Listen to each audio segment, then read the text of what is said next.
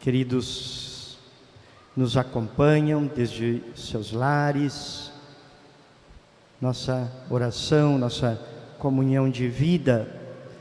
O Evangelho de hoje nos apresenta, o Evangelho de São Marcos, capítulo 7, nos apresenta este encontro de Jesus com um surdo que tem dificuldades para falar.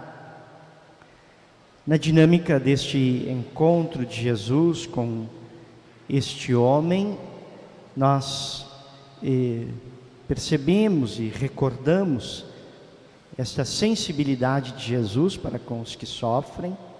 Nenhum sofrimento é indiferente a Jesus, e aquilo que Ele pode fazer, Ele faz quando se encontra com alguém que sofre, percebe o sofrimento.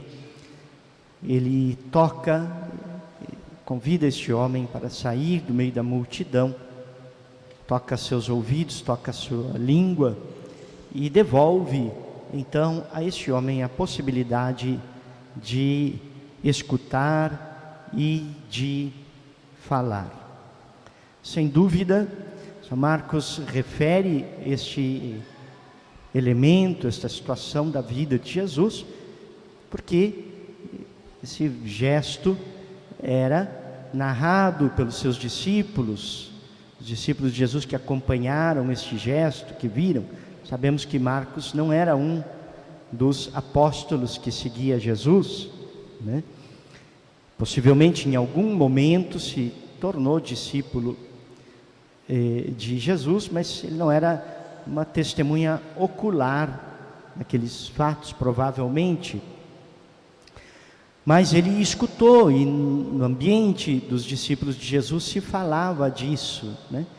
Um acontecimento real. Toda a Sagrada Escritura, ela parte sempre de um dado concreto, de um gesto, de um acontecimento verdadeiro, né? Sobretudo nos evangelhos, Sagrada Escritura, o Antigo Testamento, tem livros que são livros que a gente chama sapienciais, ou livros que contam uma história catequética simplesmente, mas no Novo Testamento, na vida de Jesus, sempre se parte de um fato concreto, salvífico. Então Jesus realmente curou este homem, tem o poder de curar, e o curou. Mas esse gesto de Jesus, ele nunca se esgota naquela circunstância concreta. Ao Jesus realizar um gesto, Jesus sempre dá a esse gesto um sentido e um valor que atravessa a história e chega a todas as pessoas de todos os tempos. Tudo na vida de Jesus é caminho de salvação, não somente para aqueles que se encontraram com Ele pessoalmente, mas para aqueles que vão se encontrar com Ele ao longo dos anos na fé, na escuta da sua palavra. Por isso, este episódio tem um sentido para nós hoje também. A gente escuta este Evangelho não somente como uma narrativa de algo que aconteceu lá no passado, que nos faz experimentar essa ternura, essa bondade de Jesus, que se compadece por aquele surdo que tem dificuldade para falar, mas esse gesto de Jesus me alcança de algum modo hoje. Esse gesto de Jesus tem o poder de me salvar hoje também, de trazer algo para mim. Por isso, queria refletir com vocês em alguns elementos deste Evangelho que podem ser trazidos para a nossa vida hoje, né? Em primeiro lugar, Jesus retira este homem do meio da multidão e vai ter um privado com ele, um particular com ele. se retira, né? Esse dá um indicativo do modo como Jesus se relaciona conosco. Jesus, ele sempre quer estabelecer uma relação privilegiada, pessoal, íntima conosco. Não nos trata como um número no meio da multidão, né? Ele nos vê no meio da multidão, ele vê e convive com a multidão, mas isso não basta para Jesus. Ele quer também estabelecer uma relação pessoal, um olho no olho, um encontro privado, íntimo, pessoal. E Jesus toma a iniciativa desse encontro sempre, né? A ação do Espírito Santo é que nos move a este encontro. Agora, não é algo que destrói ou elimina a nossa liberdade. Jesus nos chama, né? Suscita aquele desejo, dá a entender que Ele quer este encontro pessoal. Mas a pessoa precisa responder para que se dê este encontro pessoal. Quantas vezes nós experimentamos no íntimo da nossa consciência e no nosso coração: eu precisava fazer isso, eu precisava ir lá, eu precisava dedicar um momentinho de oração, eu precisava. A gente não sente no nosso interior como uma necessidade absoluta, como quem, quando não se alimenta, não come, né, é impelido pela geladeira, em direção à geladeira, não importa que seja 2 horas da manhã, 3 horas da manhã, 4 horas da manhã, né? Sai da cama, tem fome, vai lá, come, devora, né? Então, as nossas necessidades biológicas, fisiológicas, elas se impõem de um jeito. Você tem sede, se você não bebe um copo d'água, você enlouquece de sede, né? Enquanto você não saciar aquela sede, a fome, assim por diante. Jesus atua na nossa vida, de modo diferente. Ele suscita aquele desejo, ele coloca aquele desejo, mas ele respeita a liberdade do encontro, né? Esse encontro só pode acontecer no âmbito da confiança, do amor, e a confiança e o amor exigem a liberdade, a resposta livre de cada um, né? Eis que estou à porta e bato, diz a Sagrada Escritura. Se alguém abrir, ele diz assim: eis que estou à porta e bato. Ele não diz: se alguém não me abrir, eu vou chutar a porta e arrebentar e entrar de qualquer jeito. Eis que estou à porta e bato. Se alguém me abrir, eu entrarei, né? Então, esse primeiro elemento, Jesus tira este homem do meio da multidão, e de algum modo ele quer tirar cada um de nós do meio da multidão, porque ele tem algo pessoal, íntimo, particular para nos dizer. O que será? Só se nós apostarmos nesse encontro, nós vamos saber o que Jesus quer falar conosco, o que Ele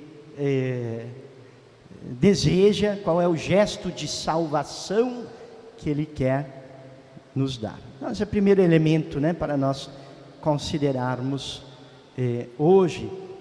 O Senhor está feliz de nos ver reunidos em comunidade, o Senhor está feliz quando nós estamos juntos, mas Ele percebe necessidade, Ele percebe a nossa individualidade e as nossas demandas pessoais, né? São diferentes. Meu sofrimento é diferente o seu sofrimento, do seu, minha necessidade é diferente, cada um de nós. E o Senhor quer ir ao encontro disso, num diálogo íntimo e pessoal. Segunda coisa, depois de tirar esse homem do meio da multidão, né, e escutar, esse homem tem essa dificuldade, ele é surdo e tem dificuldade para falar. Jesus toca a sua orelha, seus ouvidos. Depois toca a sua língua.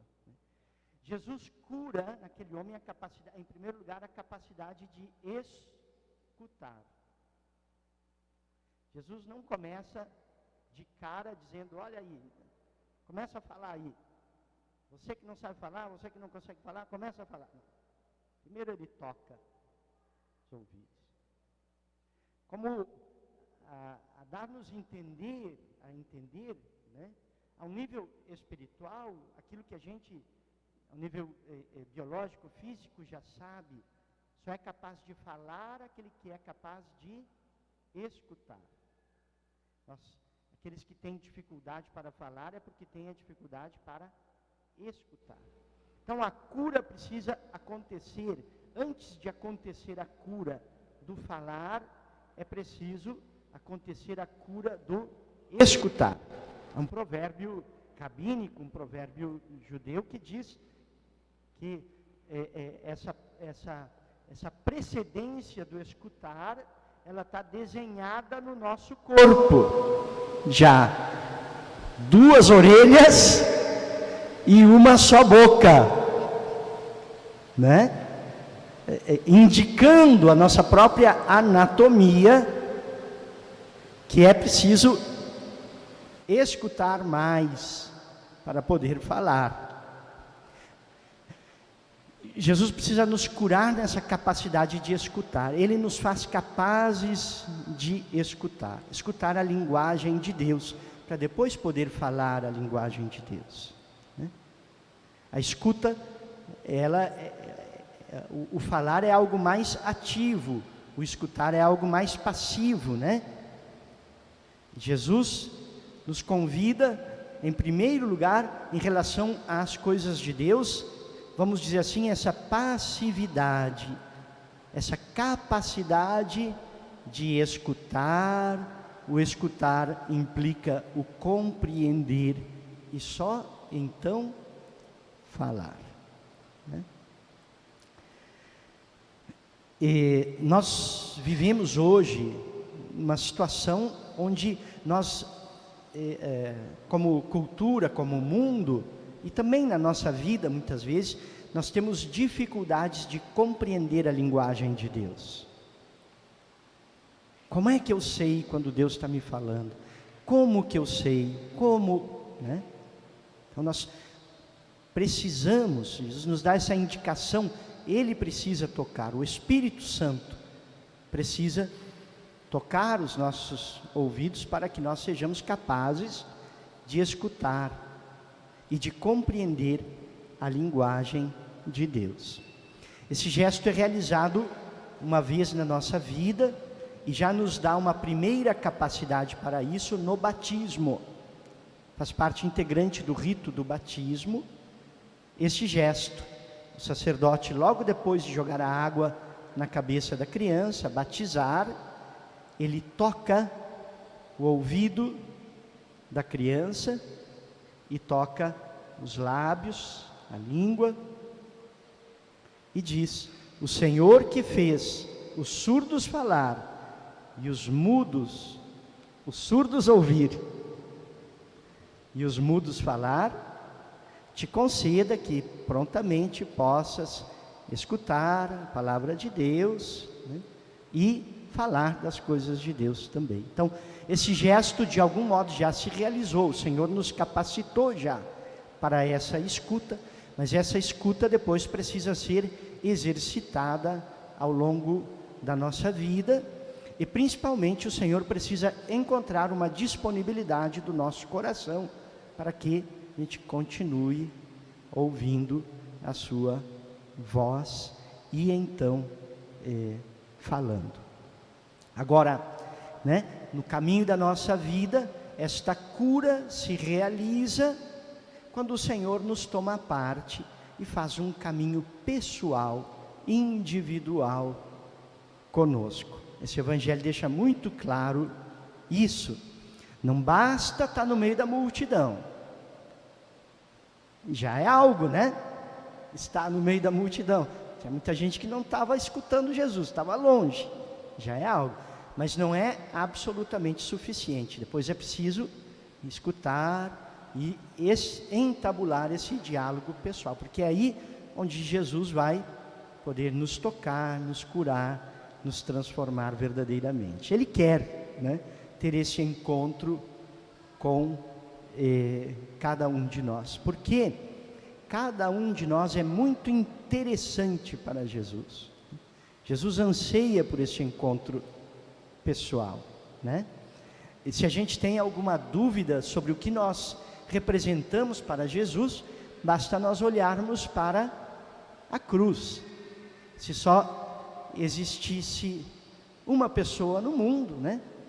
Jesus teria dado a vida por aquela pessoa. Jesus deu a vida por cada um de nós. Então ele tem interesse, ele quer estabelecer esse diálogo, esse encontro, estar conosco. Nós não somos pessoas desinteressantes para Jesus. Nós somos irmãos, em Deus Pai somos filhos, pelos quais ele derramou o seu sangue e derramaria outras 1000 vezes, como o faz em cada Eucaristia, pela nossa salvação. Então deixemos-nos conduzir pelo Senhor, né? Se nós sentimos no nosso interior, né, esse Jesus que toca na porta, não esperemos que Ele arrombe a porta, que Ele chute a porta. Ele não vai fazer isso, vai continuar batendo suavemente. Quando nós escutarmos, né, abramos a porta do nosso coração, sejamos generosos. Sentimos aquele impulso, aquele desejo do encontro com o Senhor, de um momento de oração, leitura da palavra. Deixemos-nos guiar pelo Espírito, porque é o próprio Senhor convidando-nos para estes momentos de intimidade, nos quais Ele sempre tem um presente de salvação, um caminho de salvação para nos alcançar. Louvado seja nosso Senhor Jesus Cristo. Creio em Deus Pai Todo-Poderoso,